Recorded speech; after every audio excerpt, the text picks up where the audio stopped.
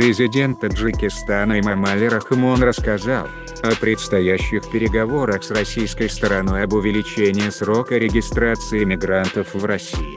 Таджикистан продолжит переговоры с Россией о проведении очередной миграционной амнистии, заявил глава республики Эмомали Рахмон на встрече с руководителями диаспор таджикских мигрантов и студентов в РФ. Рахмон также отметил, что в рамках его официального визита в Россию с 16 по 17 стороны обсудят увеличение срока регистрации мигрантов и другие вопросы, касаемые трудовой миграции, а затем подпишут несколько документов о сотрудничестве.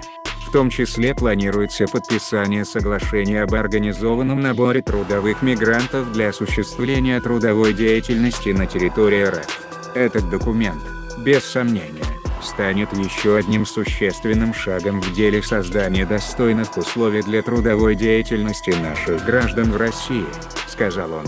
По словам главы государства, стороны также рассмотрят вопросы ускорения процесса подготовки и подписания межгосударственного договора о сотрудничестве в сфере пенсионного обеспечения трудовых мигрантов. Помимо этого, на встрече будут обсуждаться возможности снижения стоимости патента для мигрантов. Напомним, в 2017 году в России уже проводили миграционную амнистию, в рамках которой более 100 тысяч граждан Таджикистана были исключены из списка депортированных и заново обрели возможность въезда в РФ.